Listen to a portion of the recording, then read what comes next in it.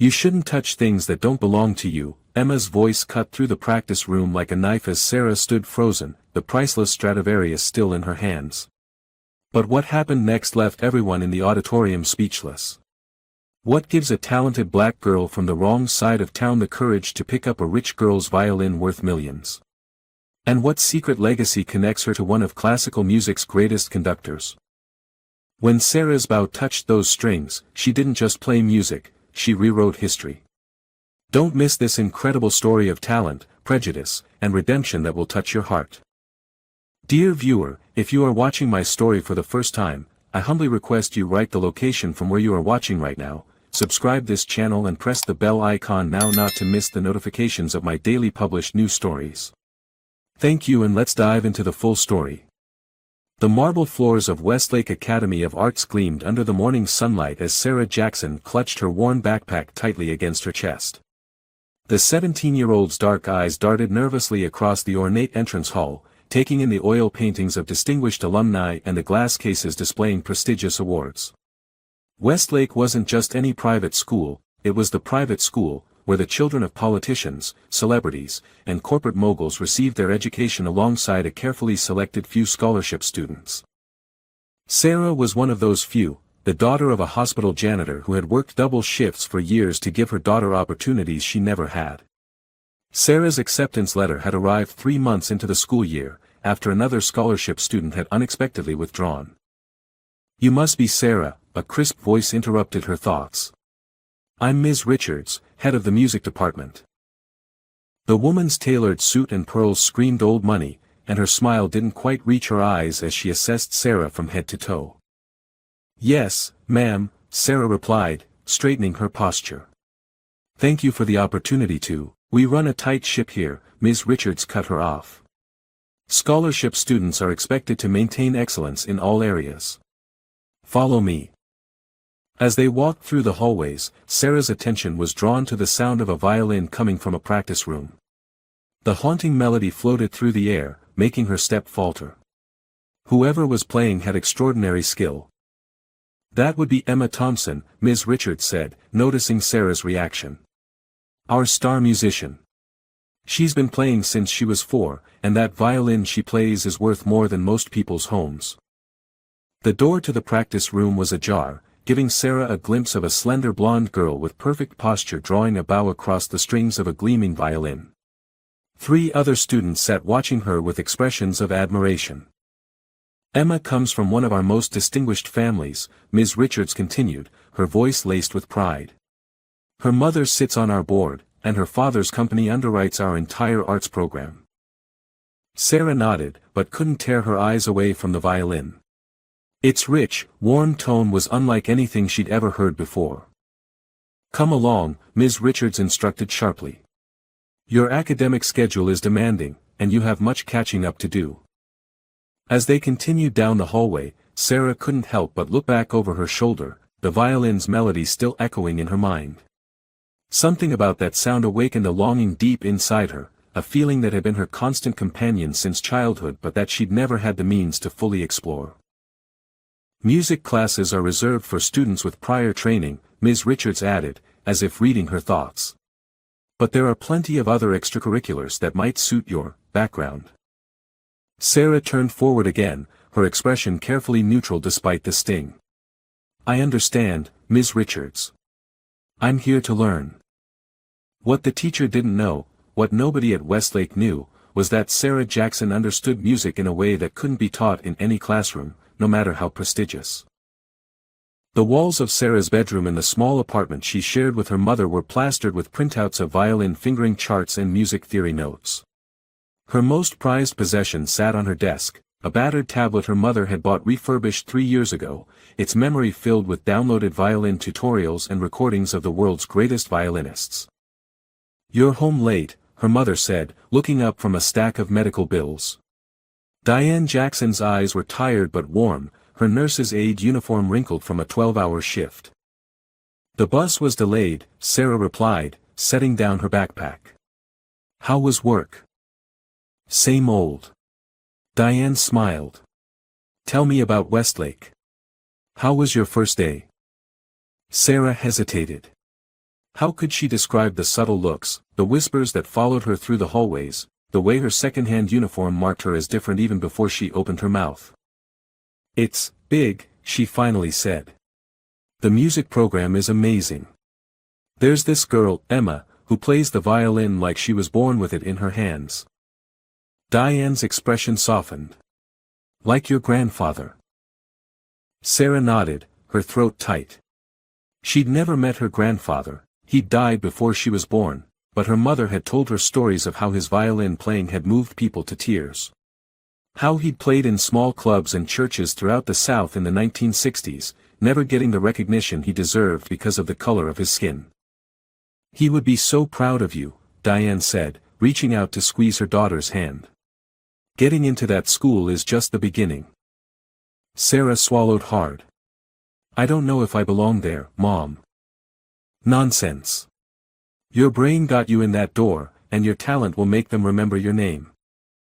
Later that night, Sarah pulled out her most treasured possession, a cheap violin purchased at a pawn shop 3 years ago.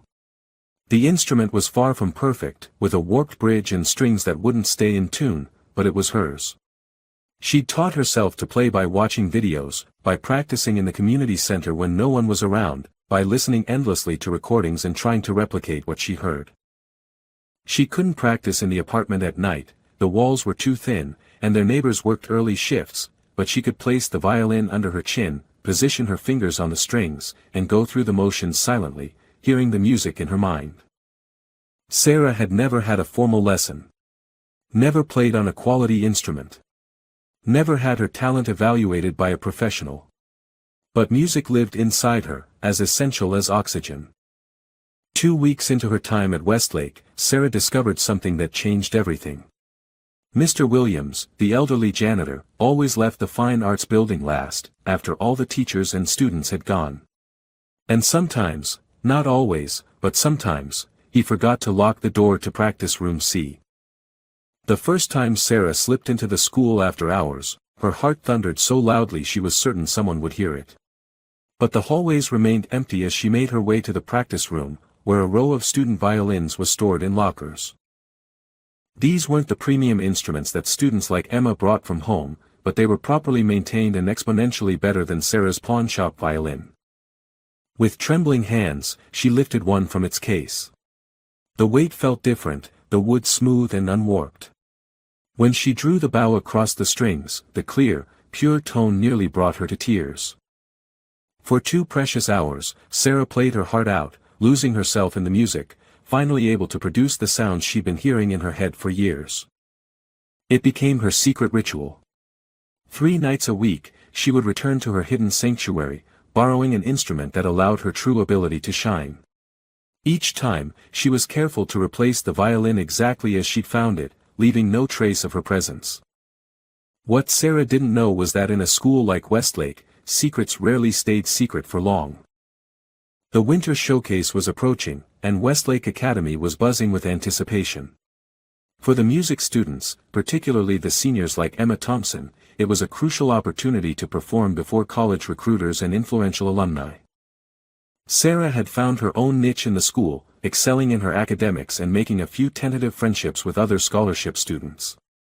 But she remained an outsider to Emma's circle of wealthy, talented peers who had been groomed for success since birth. On a rainy Tuesday afternoon, most students had already left campus, but Sarah lingered, waiting for the library to empty so she could use the computers to finish her history paper. Her apartment's internet had been spotty all week. As she passed the music wing, she heard it, the unmistakable sound of a violin being played with extraordinary skill. Sarah knew it was Emma before she even peered through the window of practice room A. The blonde girl stood alone, eyes closed in concentration, drawing out notes from her instrument that seemed to shimmer in the air. Sarah couldn't help herself. She pushed the door open slightly, just to hear better. Emma's eyes snapped open. "Do you mind?" she said coldly. "Sorry," Sarah said, embarrassed at being caught. Your playing is beautiful." Something flickered across Emma's face, surprise, perhaps, at the genuine admiration in Sarah's voice. "Thanks," she said after a moment, her tone slightly less icy. I'm working on my showcase piece. Sarah nodded, unable to tear her eyes away from Emma's violin. Unlike the school instruments Sarah had been secretly borrowing, this one was clearly special. The wood had a rich, reddish glow, and even from a distance, Sarah could see the flawless craftsmanship. "Is that a Stradivarius?" Sarah asked before she could stop herself. Emma's eyebrows shot up. "Yes, actually." "How did you know?" "The flame pattern on the back and the varnish color," Sarah said, the words tumbling out. "There's nothing else quite like it." Antonio Stradivari made less than 1,000 violins, and only about 650 survived. Each one has a name. Emma stared at her, clearly surprised by this knowledge coming from a girl she'd categorized as just another charity case. "This one is called the Aurora," Emma said slowly. "It's been in my family for generations." Sarah took an involuntary step closer. May I look at it?" Emma hesitated, then seemed to make a decision. "I need to use the restroom anyway. Just, don't touch it, okay? It's worth more than this entire building." She carefully placed the Stradivarius in its velvet-lined case and strode out of the room, leaving Sarah alone with one of the most precious musical instruments in the world. Sarah held her breath as she approached the case. The violin was even more beautiful up close, a masterpiece of craftsmanship, nearly 300 years old, played by countless gifted hands throughout history. Before she fully realized what she was doing, Sarah reached out and ran a finger lightly along the smooth wood of the violin's body. She couldn't help herself, it was like a pilgrim touching a sacred relic. Then, with a surge of boldness that she would later struggle to explain, she lifted the instrument from its case and placed it under her chin. It felt different from any violin she had ever held, lighter somehow, yet more substantial. As if it had its own presence, its own spirit. With trembling hands, she raised the bow. The first note she drew from the Stradivarius seemed to vibrate through her entire body. The sound was so pure, so perfect, that tears sprang to her eyes. She began to play a piece she knew by heart, a Bach partita that she had practiced in solitude countless times but had never been able to fully realize on her pawnshop violin. Sarah was so lost in the music that she didn't hear the practice room door open.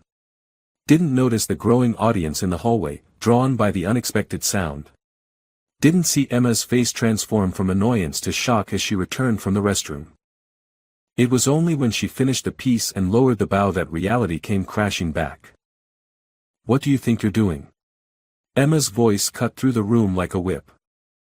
Sarah spun around, the Stradivarius still in her hands, to find not only Emma but half a dozen other students and Ms. Richards staring at her from the doorway. I'm sorry," Sarah stammered, carefully placing the violin back in its case. "I just wanted to." "You just wanted to what?" Emma advanced into the room, her face flushed with anger. "Touch something that doesn't belong to you. Do you have any idea what you could have done?" "I didn't damage it," Sarah said, her voice small. "I would never. Girls like you shouldn't even be in the same room as an instrument like this," Emma spat. "What makes you think you have the right to touch it? Were you planning to steal it?" The accusation hit Sarah like a physical blow. "No. Of course not." "Then explain what you were doing with my violin." Ms. Richards stepped forward, her expression severe. "I'd like an explanation as well, Ms. Jackson. That instrument is irreplaceable." The students in the hallway were whispering now, phones out, no doubt already spreading the story throughout the school's social networks. "I just wanted to know what it felt like," Sarah said, her voice barely audible. "To play something so perfect." Emma laughed, the sound sharp and without humor. "Well, now you know. And now everyone knows that you can't be trusted. Next time, stick to whatever cheap instruments they have in whatever public school you came from." The words stung all the more because, in that moment, surrounded by hostile faces and humiliated to her core, Sarah couldn't imagine a next time. She couldn't imagine returning to this school tomorrow, or ever picking up a violin again without remembering this moment of shame. What Sarah didn't yet realize was that in the midst of her humiliation, something extraordinary had happened. something that would change the course of her life at Westlake Academy forever. By morning, the story had spread throughout Westlake like wildfire. Sarah's inbox was flooded with messages from classmates she'd never spoken to, most containing thinly veiled insults or outright mockery. #Violin Thief was trending on the school's private social media network, accompanied by unflattering photos someone had snapped during her confrontation with Emma. "Just ignore them," advised Zoe, another scholarship student who had become Sarah's lunch companion. "They'll find something else to obsess over by next week." But Sarah wasn't so sure. As she walked through the hallways, conversations stopped abruptly. Laughter followed in her wake. Even teachers seemed to regard her differently, as if one moment of poor judgment had confirmed everything they'd suspected about scholarship students from her neighborhood. "Ms. Jackson," Principal Harrington's voice crackled over the intercom during third period. "Please report to my office immediately." The walk to the administrative wing felt like a journey to the gallows. When Sarah arrived, she found not only Principal Harrington waiting for her, but also Ms. Richards and a severe-looking woman in an expensive suit whom Sarah recognized as Vanessa Thompson, Emma's mother and a member of the school board. "Have a seat," Principal Harrington said, gesturing to a chair that suddenly seemed very small. Sarah sat, her hands clasped tightly in her lap to hide their trembling. "Mrs. Thompson has brought a serious matter to our attention," the principal began. "Apparently, you handled her daughter's valuable violin without permission yesterday." "I did," Sarah admitted quietly. "I apologize for that violin," Mrs. Thompson cut in, "is insured for $3.2 million. It's been in our family for generations and is not a toy for unauthorized hands." Sarah felt the blood drain from her face. The amount was more money than she could comprehend, more than her mother would earn in several lifetimes. "I understand, ma'am.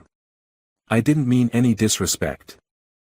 "Regardless of your intentions," Principal Harrington said, "your actions demonstrate a concerning lack of judgment. The scholarship committee expects exemplary behavior from its recipients." The implication was clear: her scholarship was in jeopardy. "My daughter tells me you claim to know about Stradivarius violins," Mrs. Thompson said, her tone making it clear she found this unlikely. "Where would you have learned about such things?" Before Sarah could respond, the office door opened and Mr. Cruz, the school counselor, entered with a folder in his hand. "Sorry I'm late," he said. "I was pulling Ms. Jackson's file." He glanced at Sarah with kind eyes that provided the first bit of warmth she'd encountered all day. "Sarah, would you mind waiting outside for a moment while we discuss some matters?" In the hallway, Sarah pressed her back against the wall and fought to keep her composure. She could hear the muffled voices inside but couldn't make out what they were saying. All she could think about was what this would do to her mother, how devastated Diane would be after all her sacrifices if Sarah lost her scholarship. After what felt like hours but was probably only 15 minutes, Mr. Cruz opened the door. "Sarah, you can come back in now." The atmosphere in the office had shifted subtly. Principal Harrington looked contemplative, Mrs. Thompson annoyed, and Ms. Richards mildly surprised. "After reviewing your academic record," Principal Harrington said, "and considering that this is your first disciplinary issue, we've decided not to terminate your scholarship at this time." Relief washed over Sarah, so powerful she had to grip the chair to stay upright. "However," he continued, "you'll serve 2 weeks of after-school detention, and you're banned from the music wing unless accompanied by a teacher. One more incident of any kind, and we will be forced to reconsider your status at Westlake." "I understand," Sarah said. "Thank you for the second chance." As she left the office, Mrs. Thompson's voice followed her, "I still think we're making a mistake. That girl has no business being around valuable instruments." The next 2 weeks were among the most difficult of Sarah's life. The detentions she could handle, it was the isolation that wore her down. The whispers. The sideways glances. The way even teachers seemed to watch her more closely, as if expecting her to pocket valuable school property when they weren't looking. Worst of all was being barred from her secret practice sessions. Without music, without the outlet that had sustained her through every hardship, Sarah felt like she was slowly drowning. 3 weeks after the incident, the whispers had finally begun to subside when Westlake welcomed a new teacher to its faculty. Mr. Jackson, no relation to Sarah, was introduced in morning assembly as a graduate of Juilliard and a former member of the Philadelphia Symphony Orchestra who had decided to dedicate himself to music education. What Principal Harrington didn't mention, but what was immediately apparent to everyone in the auditorium, was that Mr. Jackson was only the second black teacher ever hired by Westlake Academy. Sarah watched him from her seat in the back row, taking in his tall figure, warm smile, and the case he carried that she immediately recognized as containing a violin. Something about his presence made her sit up straighter. Later that day, Sarah was studying in the library during her free period when someone pulled out the chair across from her. "Mind if I join you?" Mr. Jackson asked quietly. Surprised, Sarah nodded. "Of course not, sir."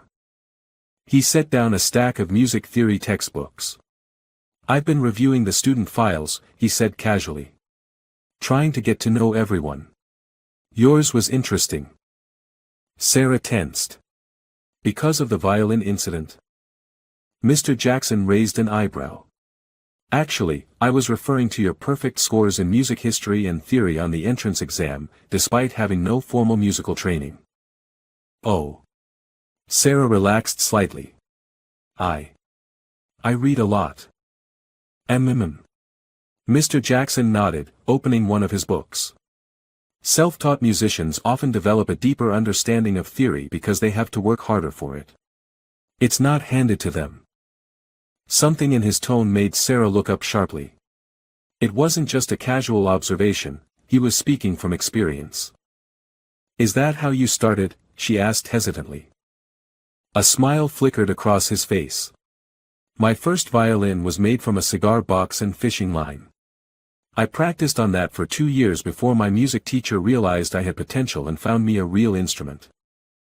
For the first time in weeks, Sarah felt a spark of connection. "What was the piece?" Mr. Jackson asked suddenly. "Excuse me?" "The piece you played on Emma Thompson's Stradivarius. Before all hell broke loose." Sarah hesitated, then said quietly, "Bach's Partita No. 2 in D minor. The Allemande." Mr. Jackson's eyes widened slightly, but he simply nodded and returned to his book. After a moment, he spoke again without looking up. "I'm starting an advanced music theory study group after school on Thursdays. Small group, by invitation only. I think you might find it interesting." Before Sarah could respond, he gathered his books and stood. "Think about it," he said, and walked away, leaving Sarah to wonder what had just happened. That Thursday, after school, Sarah found herself hesitating outside the door to Mr. Jackson's classroom. She didn't even know if the invitation was genuine, maybe he was just being kind to the school pariah. Just as she was about to walk away, the door opened. "I thought I might find you lurking out here," Mr. Jackson said with a smile. "Come in. Everyone else is already set up." But when Sarah entered the classroom, she found it empty except for 2 chairs and a music stand. "Where's the study group?" she asked. Mr. Jackson gestured to the chairs. "You're looking at it. I figured you might be more comfortable in a very small group, given recent events." Sarah wasn't sure whether to be relieved or embarrassed. "So this was just, for me?" "Call it teacher's intuition," Mr. Jackson replied, opening his violin case. "I've watched how you listen when others play. It's different from how most people listen. You hear things they don't." He lifted his violin, not a Stradivarius, but a beautiful instrument nonetheless, and placed it not under his own chin, but in Sarah's hands. "Show me," he said simply. "I can't accept this," Sarah protested, her fingers tracing the smooth contours of the violin case Mr. Jackson had placed in her hands. Inside was a student-grade violin, not a professional instrument like his own, but leagues beyond her pawnshop purchase. "It's just a loan," he assured her. "Every musician needs a proper instrument to grow. This one has been sitting in storage since its owner graduated last year." They stood in the small storage room adjacent to his classroom where Mr. Jackson had been conducting their private lessons for the past month. Twice a week, after Sarah's detention had ended, they would meet here instead of the music wing, away from curious eyes and wagging tongues.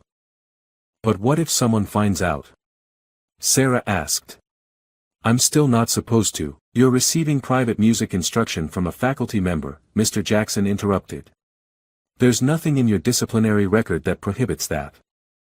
A smile tugged at the corners of Sarah's mouth. You found a loophole. I prefer to think of it as creative interpretation of school policy, he replied with a wink. Now, about your bowing technique. The lessons had begun tentatively. Despite Mr. Jackson's encouragement, Sarah had been hesitant to play for him, afraid of confirming what she already suspected, that her self-taught methods were all wrong, that her passion outstripped her talent, that the music she heard in her head would never translate to her fingers.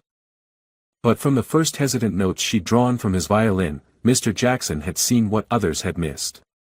Not just raw talent, but something rarer, a natural musicality, an innate understanding of how a piece should breathe and flow. You play like you're telling a story, he'd observed after her first proper performance for him. Who taught you to phrase like that? Sarah had ducked her head, embarrassed by the praise. No one. I try to make it sound like what I hear inside. What followed was an intensive crash course designed to correct her technical weaknesses while preserving the intuitive musicality that made her playing special.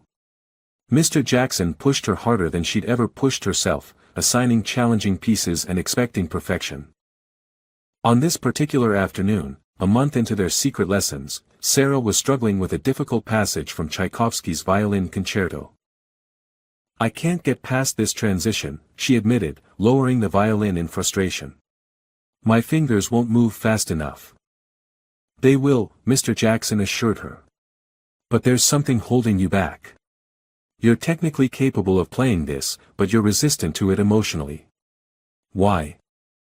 Sarah stared at the sheet music, the black notes swimming before her eyes. I don't know. I think you do, he pressed gently. This piece means something to you. Tell me about it. Sarah took a deep breath. My grandfather used to play violin, she said quietly. I never met him, but my mom says he was amazing. She has one recording of him playing this concerto at a church in Mississippi. The quality is terrible, but you can still hear how good he was. Mr. Jackson nodded, encouraging her to continue. He never had proper training, Sarah went on. Never played with an orchestra. He worked as a mechanic his whole life and played music on the side because that's all that was available to him then. Because he was a black man in the mid-20th century, Mr. Jackson finished for her. Sarah nodded. Mom says he could have been famous if he'd been born at a different time. Or if he'd been white, Mr. Jackson supplied, his voice matter-of-fact. Yeah. Sarah ran her fingers over the violin strings. Sometimes I feel like I'm trying to live the life he should have had. But then I remember that I'm no different. I don't belong in places like Westlake either. Do you know what your grandfather would think if he could see you now? Mr. Jackson asked. He'd be incredibly proud. Not just of your talent, but of your courage to walk into spaces that weren't built for people like us and claim your right to be there. Sarah looked up, startled by the passion in his voice.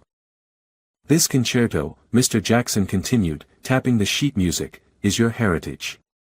Not just because your grandfather played it, but because all great music belongs to anyone brave enough to make it their own.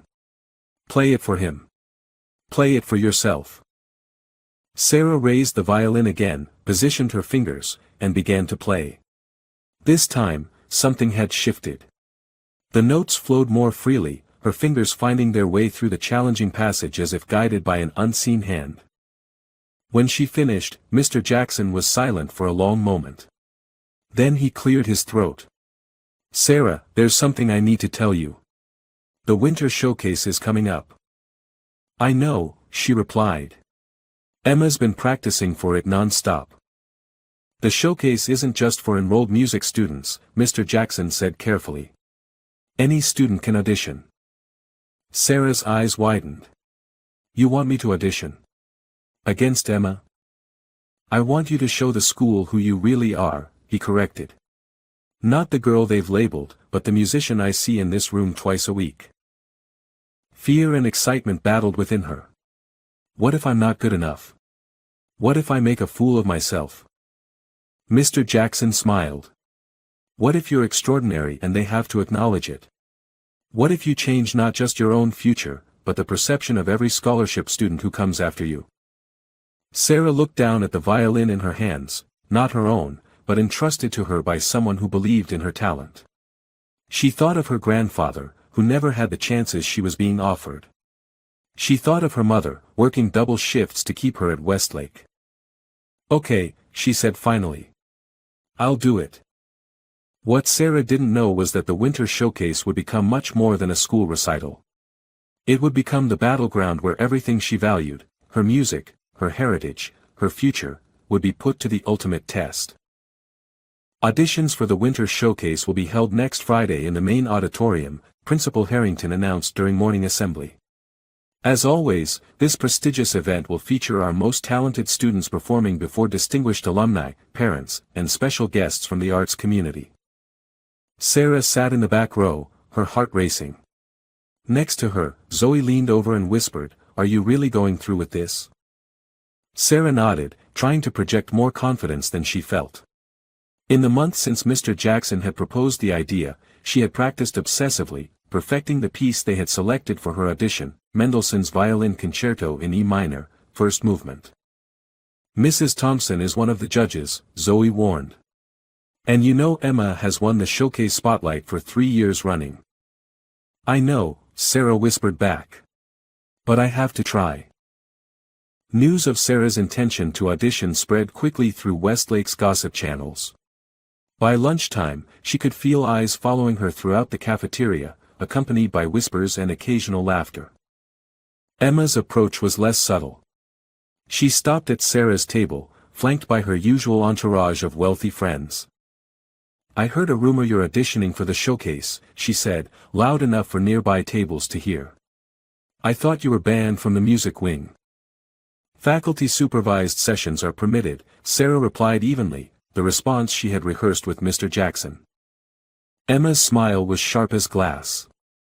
"Well, it's sweet that Mr. Jackson is giving you charity lessons. But the showcase isn't a place for beginners to embarrass themselves." One of Emma's friends snickered. "Maybe she can play Hot Cross Buns for us." Sarah felt her cheeks burning but maintained her composure. "I guess we'll see on Friday." As Emma walked away, Zoe shook her head. "They're going to eat you alive." "Not if I play well enough," Sarah insisted. "Music speaks for itself." That evening, as Sarah practiced in the tiny bedroom of her apartment, her mother gently knocked on the door. "Baby, you've been at it for 3 hours," Diane said. "You need to rest." Sarah lowered her violin, suddenly aware of the ache in her shoulders and fingers. "I can't afford to rest, Mom. Not with the audition coming up." Diane sat on the edge of the bed. "Is this really worth it? After everything that happened with that girl's violin?" "It's not about her," Sarah said, though they both knew that wasn't entirely true. "It's about proving I belong there. That we belong there." Diane studied her daughter's face. "Your grandfather used to say the same thing, you know. That someday, our family's music would be heard in places that had shut him out." She reached into her pocket and pulled out a tarnished silver pin in the shape of a treble clef. "He wore this when he performed. I was saving it for your graduation, but I think you need it now." Sarah took the pin with trembling hands.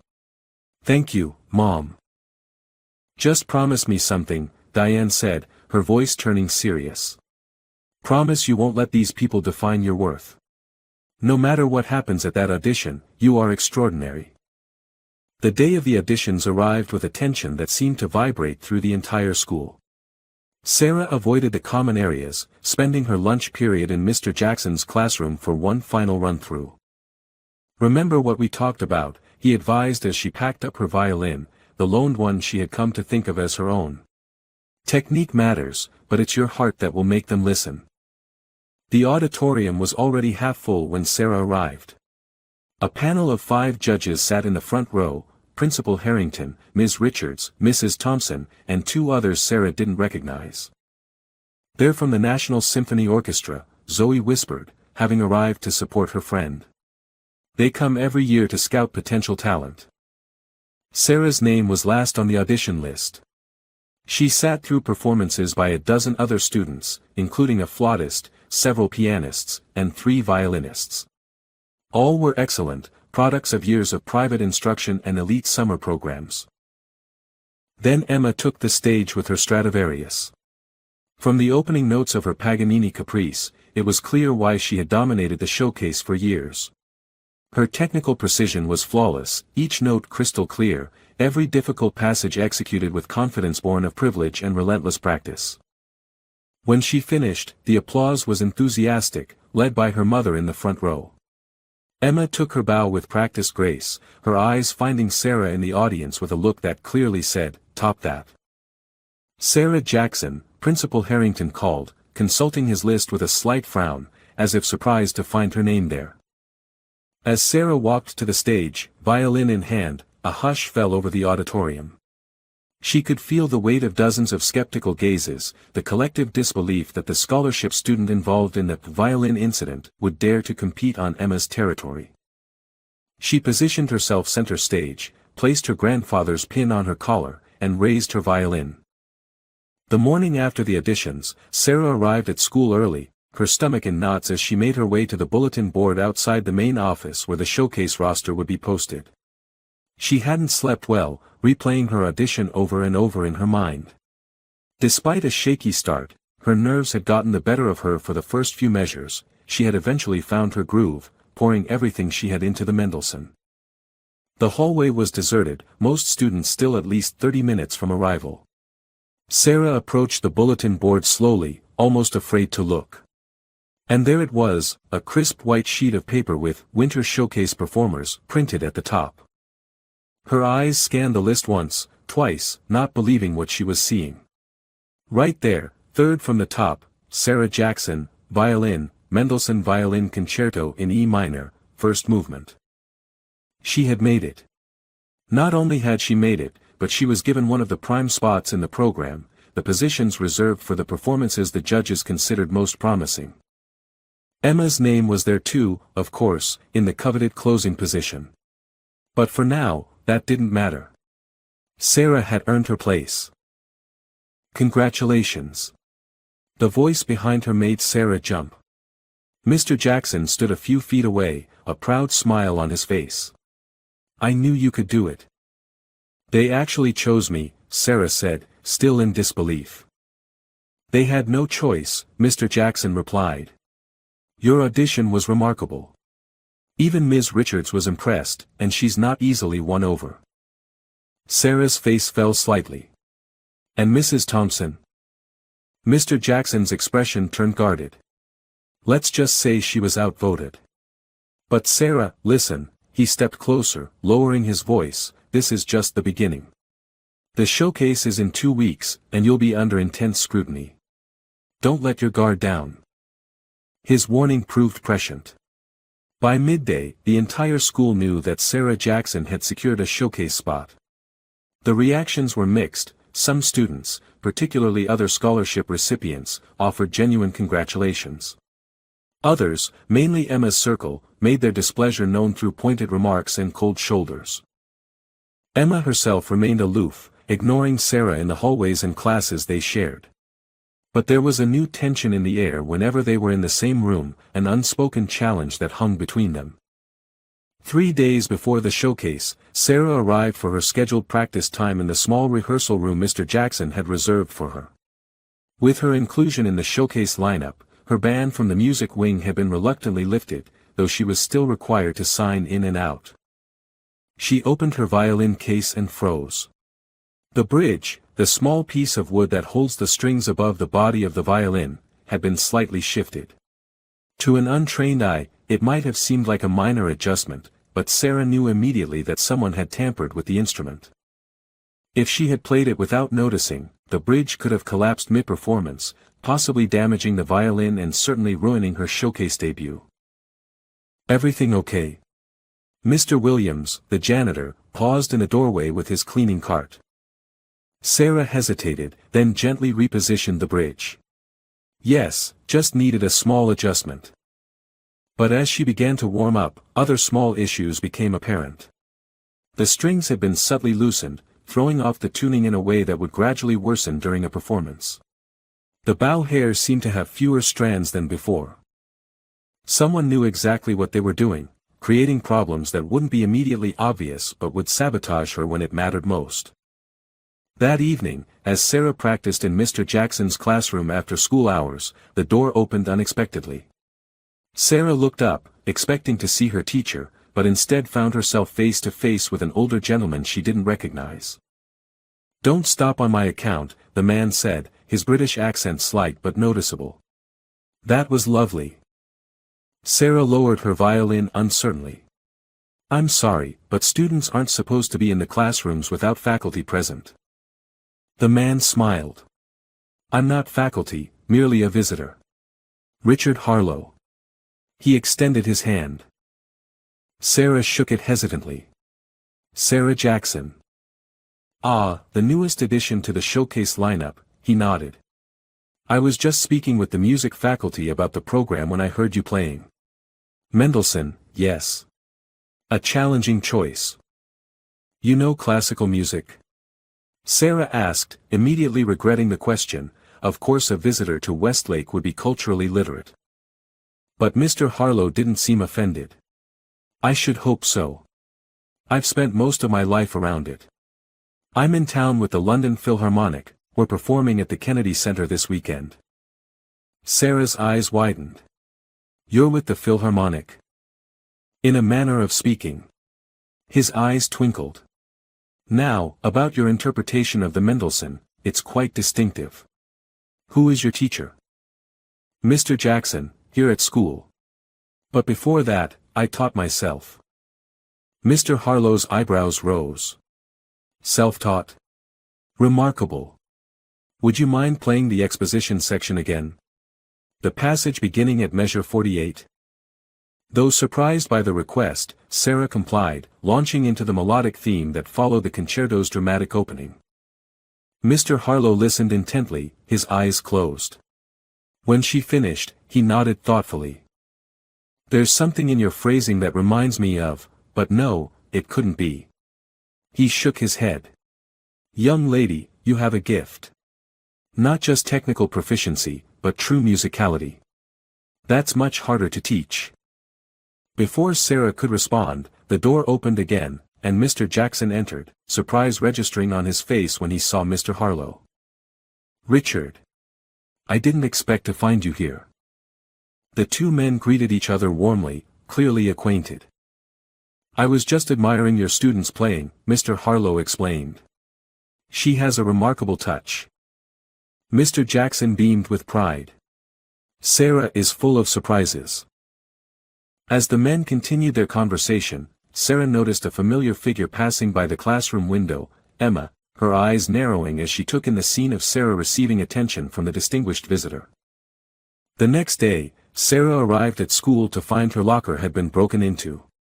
Her backpack was intact, her books untouched, but the folder containing her showcase sheet music was missing. 2 days before the most important performance of her life, Sarah was without her meticulously annotated score, filled with all of Mr. Jackson's notes and her own carefully marked fingerings and bowings. As she stood staring at her empty locker, a passerby might have mistaken her expression for defeat. But what was building inside Sarah Jackson wasn't surrender, it was resolve, hardening like steel in fire.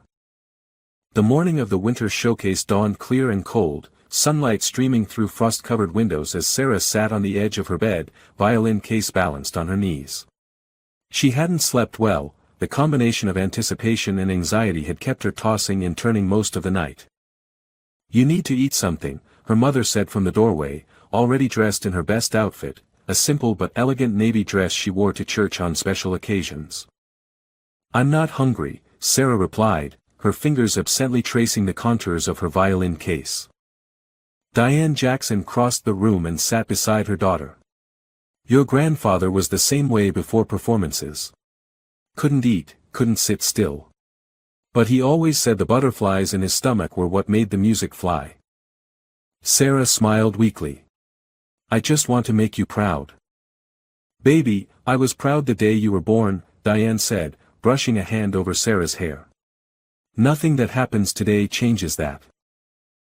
The Westlake Academy Auditorium was transformed for the showcase, the utilitarian space now adorned with tasteful decorations, professional lighting, and a raised stage bedecked with flowers. As one of the performers, Sarah was directed to a holding room backstage where the other students were making their final preparations.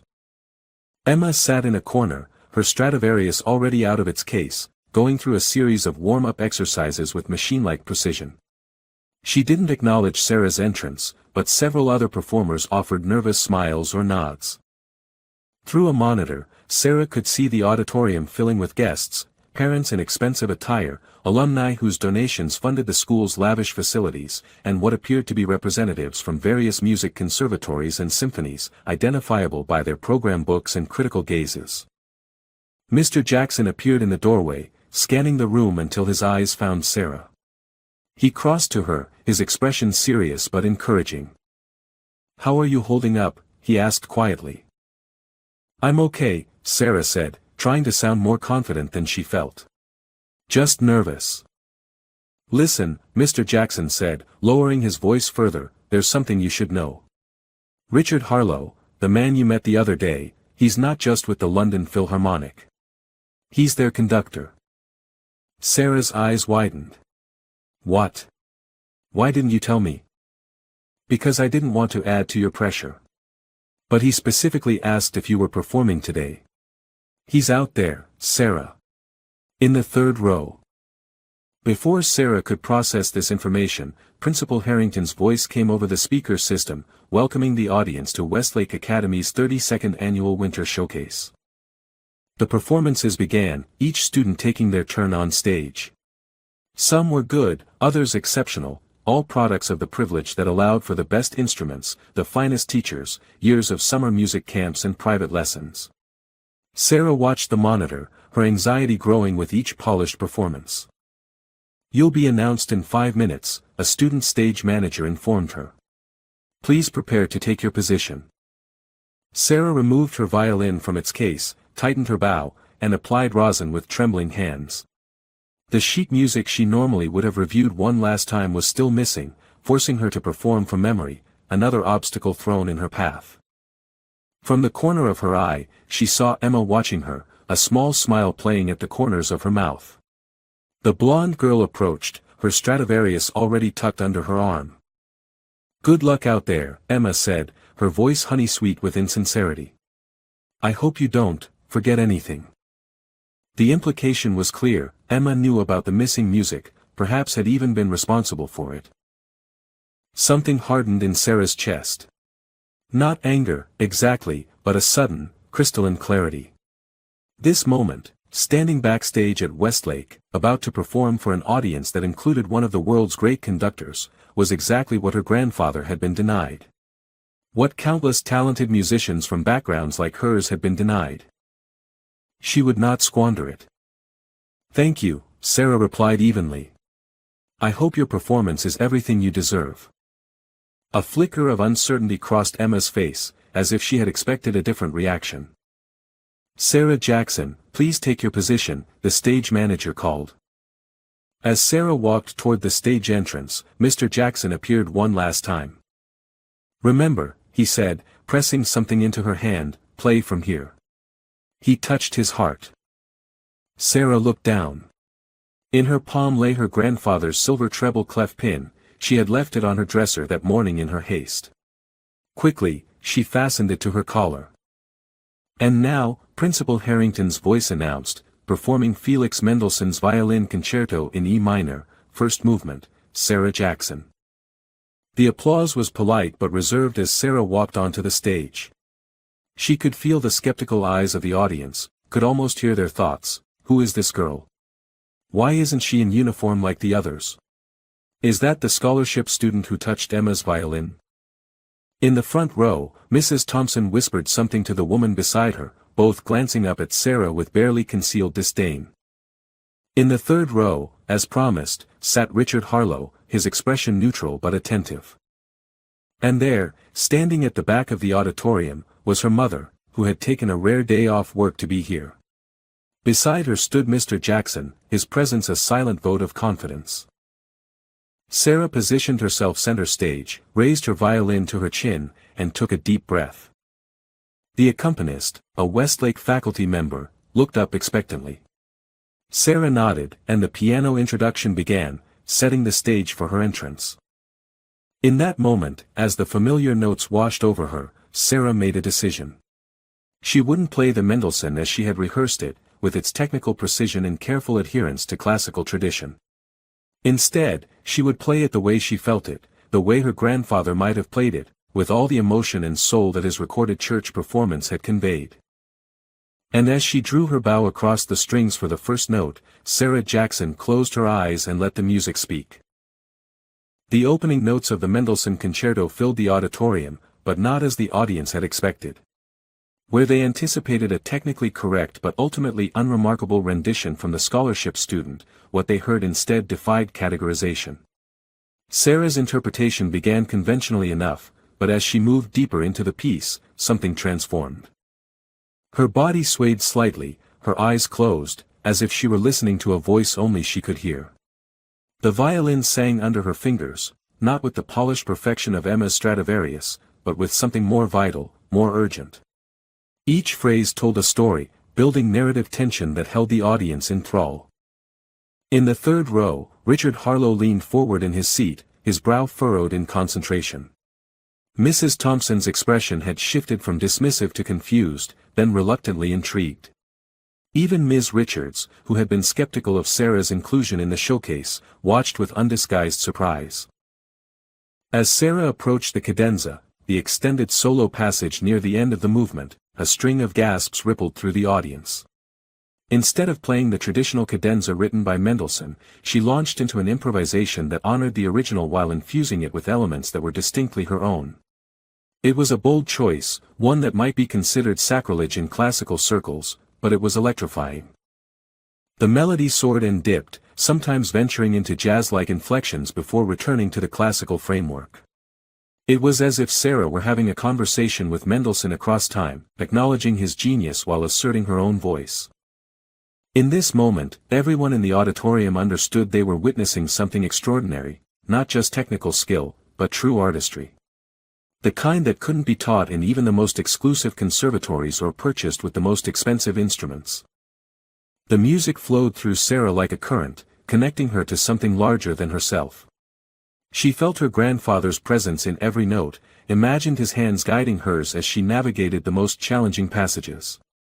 The treble clef pin at her collar seemed to pulse with warmth against her skin. As she approached the final measures of the movement, Sarah opened her eyes for the first time since beginning her performance.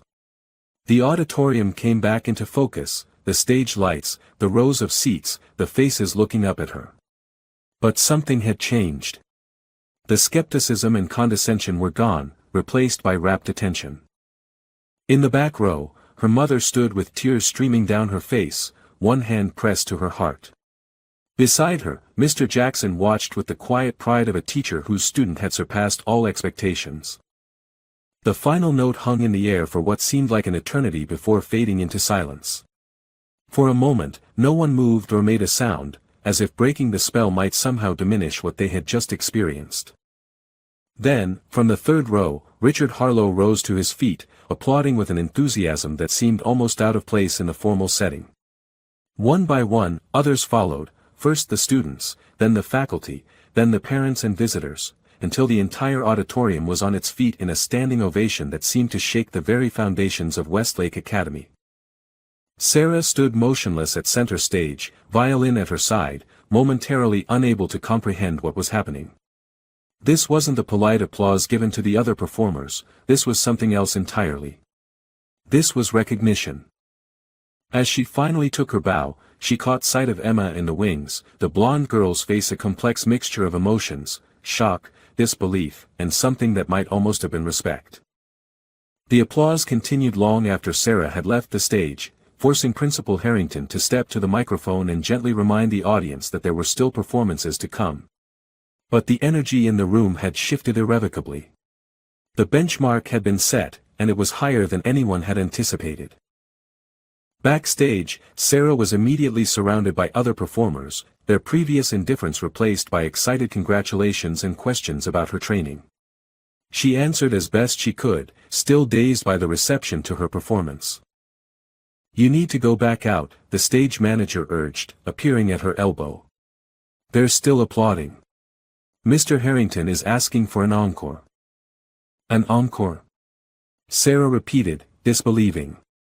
Such a request was unprecedented in the history of the showcase.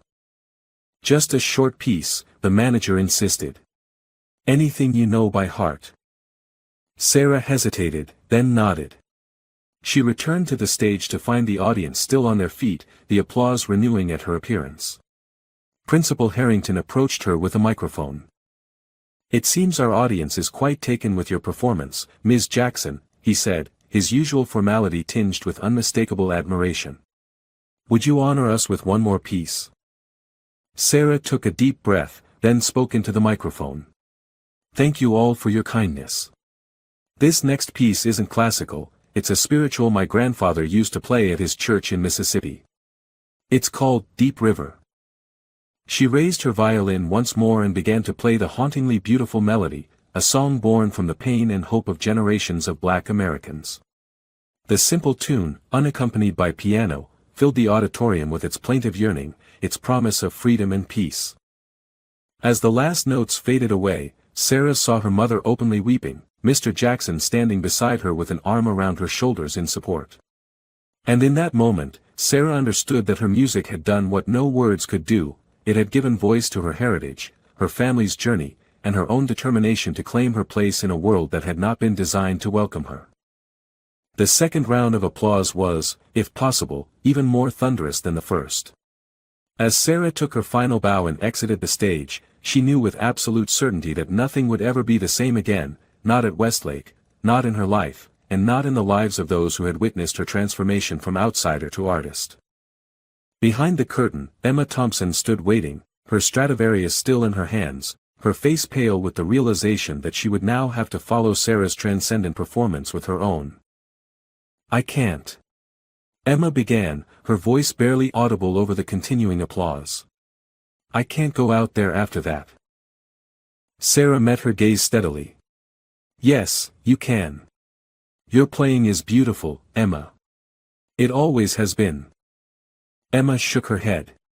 "But it's not what you just did." "It doesn't have to be," Sarah replied gently. "That's the thing about music. There's room for all of our voices."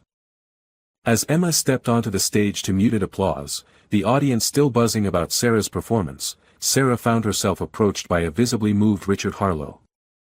"Young lady," he said, his voice thick with emotion, "I believe we have much to discuss about your future." The reception following the winter showcase was held in Westlake's Grand Hall, an elegant space with vaulted ceilings and floor-to-ceiling windows that overlooked the Academy's manicured grounds. Normally, Sarah would have felt out of place amidst the wealthy parents and distinguished alumni who mingled over champagne and canapes. But tonight was different. Tonight, she was the center of attention. "That was extraordinary," a woman in an expensive suit told her, pressing a business card into Sarah's hand. "I'm from the Eastman School of Music. We'd love to discuss scholarship opportunities." Similar conversations repeated throughout the evening as representatives from Juilliard, Curtis Institute, and other prestigious conservatories sought her out. Each encounter left Sarah more dazed than the last. Just hours ago, she had been the scholarship student who had touched Emma's violin without permission. Now, she was being courted by the most elite music institutions in the country. Through it all, her mother stayed close by, equally overwhelmed by the sudden interest in her daughter. Diane Jackson had taken off work for this event, wearing her best dress and most comfortable shoes, prepared to blend into the background and simply watch her daughter perform. Instead, she found herself engaged in conversations about Sarah's remarkable talent and bright future. "I always knew she was special," Diane told a particularly enthusiastic conservatory representative. "But we never had the means for proper training. That makes her accomplishment all the more impressive," the woman replied. Raw talent like that, it's rare. As the crowd around them momentarily thinned, Diane squeezed her daughter's hand. Your grandfather would be so proud, baby. So proud. Before Sarah could respond, she noticed Richard Harlow making his way toward them, accompanied by Mr. Jackson. The two men moved with purpose, their expressions serious but pleased. Ms. Jackson, Richard said, bowing slightly to Sarah before turning to her mother. And you must be Sarah's mother. A pleasure to meet you, Mrs. Jackson. Your daughter's performance was exceptional. Thank you, Diane replied, slightly flustered by the attention from the distinguished conductor. Sarah has always loved music. More than loved it, I should think, Richard mused. She seems to understand it on an instinctive level. The way she approached the Mendelssohn concerto, her phrasing, her dynamics, it reminded me of something I hadn't heard in many years. He paused, studying Sarah's face with newfound curiosity. Tell me, do you have relatives from Mississippi? The question seemed to come from nowhere, catching both Sarah and her mother off guard. My father was from Mississippi, Diane said slowly. He passed away before Sarah was born. Was he a musician? Richard pressed. Yes, he played violin, Diane confirmed. Not professionally, he worked as a mechanic. But he played in churches, community events, that sort of thing. Richard nodded, as if confirming a suspicion. What was his name, if I may ask? Robert. Robert Johnson. Mr. Jackson, who had been quiet until now, suddenly drew in a sharp breath. Robert Johnson from Clarksdale? Who played with the Riverside Gospel Choir in the 60s? Diane stared at him in surprise. Yes, that's him. How did you? Because I heard him play, Richard Harlow interrupted gently. Once, in 1968. I was a young music student doing a thesis on American folk traditions. I traveled through the South, recording local musicians, and I attended a service at a small church in Clarksdale where a mechanic played the violin with such extraordinary passion that I never forgot it. The room seemed to fall away as Sarah processed what she was hearing. You heard my grandfather play? Not just heard him, Richard said, his voice thick with emotion. I recorded him. It was one of the most moving performances I've ever witnessed in my life. He played Bach and spirituals with equal mastery, bringing both to life in a way I'd never heard before. He turned to Diane. I tried to convince him to come to England, to study, to perform. I had connections even then. But he had a young family, responsibilities. And of course, the barriers for black classical musicians at that time were insurmountable, Diane finished for him. He talked about you, you know. The English boy with the recorder. He kept your card for years, said it was proof that his music mattered beyond our small town. Sarah felt as if the floor beneath her feet had suddenly shifted. All her life, her grandfather had been a cherished but abstract figure, someone she knew only through her mother's stories and one scratchy recording. Now, suddenly, he was connected to her present in a way that seemed almost miraculous. I hear him in your playing, Richard said to Sarah. That same unschooled brilliance, that same emotional honesty. But you have opportunities he never had. A small commotion near the reception entrance drew their attention. Emma Thompson had finally emerged from backstage, her performance having been competent but overshadowed by what had come before. She stood awkwardly with her parents, her usual confidence noticeably dimmed. Mrs. Thompson caught sight of their small group and, after a moment's hesitation, steered her family in their direction. Sarah tensed, unsure what to expect. Mr. Harlow, Mrs. Thompson greeted the conductor with practiced charm. I hope you enjoyed our showcase. Emma has been the featured performer for 3 years running. Indeed, Mrs. Thompson. Your daughter plays beautifully, Richard replied diplomatically. But I must confess, I came here today specifically to hear Sarah perform. Mrs. Thompson's smile faltered. I don't understand. Richard and I are old colleagues, Mr. Jackson explained.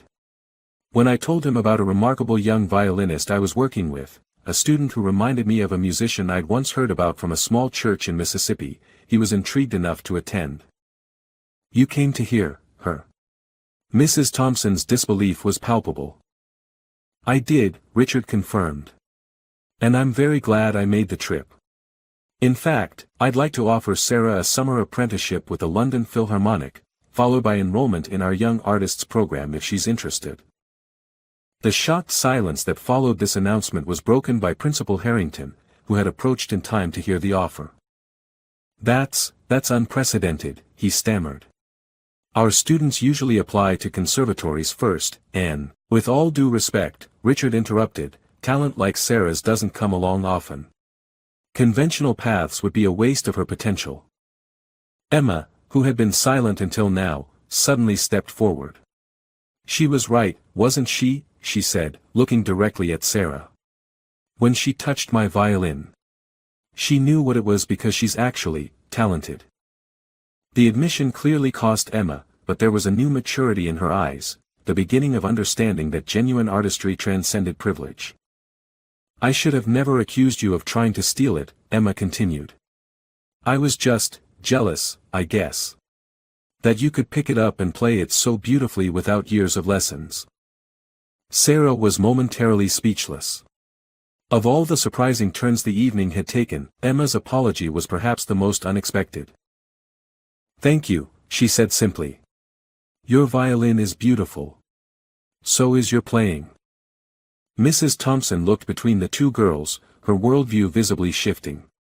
Well, she said after a long moment, it seems Westlake Academy has discovered an exceptional new talent. She might have said more, but Richard Harlow had already turned back to Sarah and her mother, discussing details of the London opportunity with growing enthusiasm. As they talked, Sarah caught sight of Mr. Jackson watching from the edge of their circle, his expression one of quiet satisfaction. He had recognized what others had missed, that music could serve as a bridge between worlds, that talent could open doors previously locked, and that Sarah Jackson was not just playing violin, she was reclaiming a legacy that had been denied to her grandfather and countless others like him.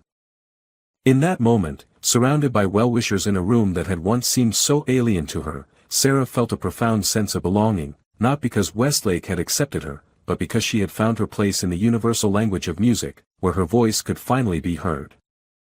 Spring sunshine streamed through the windows of Westlake Academy's main auditorium, bathing the graduating seniors in golden light as they rehearsed for their upcoming commencement ceremony.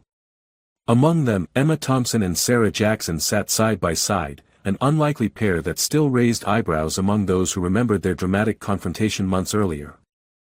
Have you decided? Emma asked, adjusting her graduation cap. London or Juilliard? Sarah smiled, still amazed by how much had changed since the winter showcase. Both, actually. I'm doing the summer program with the London Philharmonic, then starting at Juilliard in the fall. Mr. Harlow arranged a special scholarship. That's incredible, Emma said, and the genuine warmth in her voice was evidence of her transformation. The humbling experience of being outshined, perhaps for the first time in her life, had cracked open something in Emma that had been calcified by privilege. My parents donated a new practice room in your name, you know. The Sarah Jackson Studio. It'll have instruments available for scholarship students who can't afford their own. You're kidding, Sarah said, genuinely touched. Mom's idea, actually. I think you impressed her more than she'd like to admit. Their conversation was interrupted by Principal Harrington calling for attention.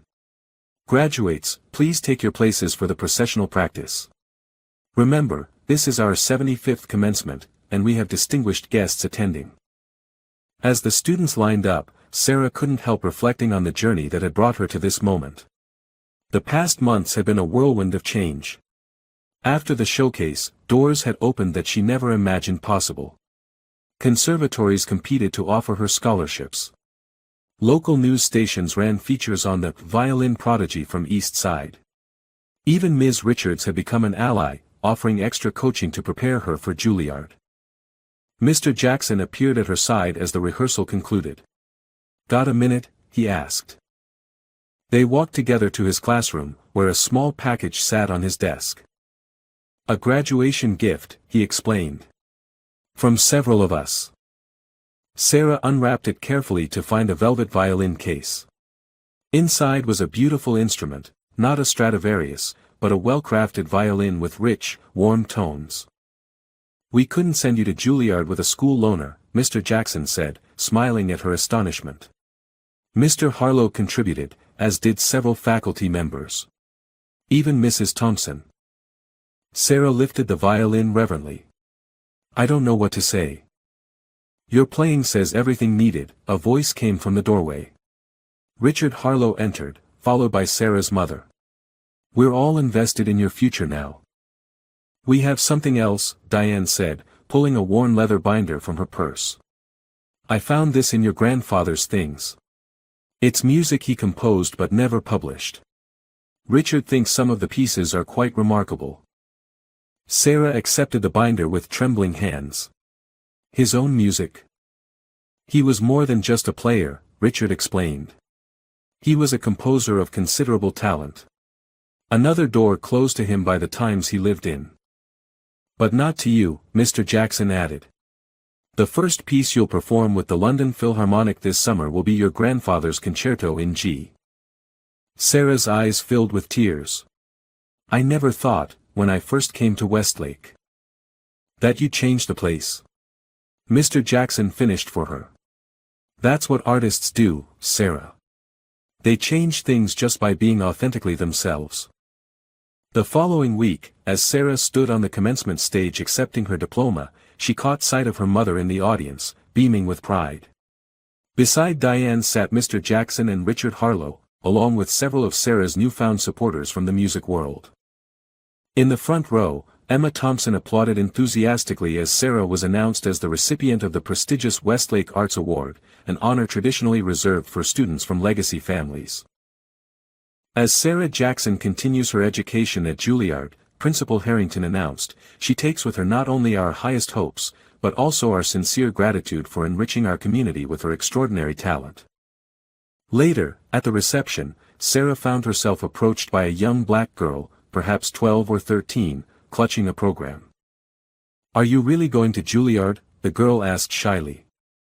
"I'm starting at Westlake next year. On scholarship." Sarah smiled, recognizing in the girl's eyes the same mixture of hope and apprehension she had felt just 1 year earlier. "Yes, I am." "Do you play an instrument?" "Cello," the girl replied. "But sometimes I worry I don't belong here." Sarah knelt to meet the girl's eyes. "What's your name?" "Maya." "Maya, let me tell you something important. Music belongs to everyone who loves it enough to work for it. And places like this?" She gestured around at Westlake's opulent grounds. "They belong to anyone brave enough to claim them. Remember that." As Maya nodded solemnly, Sarah felt a circle completing, one that had begun with her grandfather playing in a small Mississippi church, continued through her own unlikely journey, and would extend forward through Maya and countless others who would follow. That evening, as Sarah practiced on her new violin in the apartment she would soon leave for the dormitories of Juilliard, she played her grandfather's concerto, feeling his presence in every note. The music flowed around her, through her, connecting past and future in a melody of possibility. Outside her window, the sun set on her old life as somewhere across the ocean, London waited. New York waited. A world of music waited, not handed to her as a birthright, but earned through perseverance, claimed through excellence, and transformed by the unique voice she brought to it. Sarah Jackson played on, her grandfather's silver treble clef pinned to her shirt, catching the last light of day as it turned to gold. Dear friend, music knows no color, class, or creed, yet for generations, talented voices have been silenced simply because they didn't match society's picture of belonging. Sarah's story reminds us that true talent can emerge from anywhere, but only when given the chance to be heard. Let's create a world where every child's gift is nurtured, where excellence is recognized regardless of background, and where art truly belongs to everyone brave enough to create it. If this message resonates with you, please like this video and subscribe to support more stories that celebrate hidden talents finding their rightful place in our world. Remember, sometimes the most powerful notes come from those who had to fight the hardest to play them.